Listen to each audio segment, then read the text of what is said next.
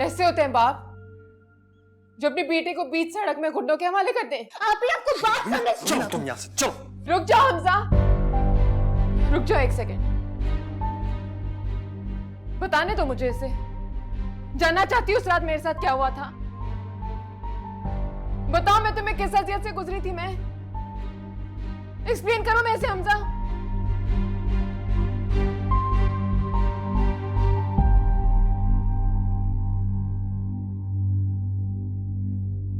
वो रिपोर्ट वापस लेना चाहते हैं अपनी इज्जत की खातिर। मैं रिपोर्ट करना चाहती हूँ अपनी इज्जत की खातिर। मेरी जगह कोई भी लड़की होती हो यही करती।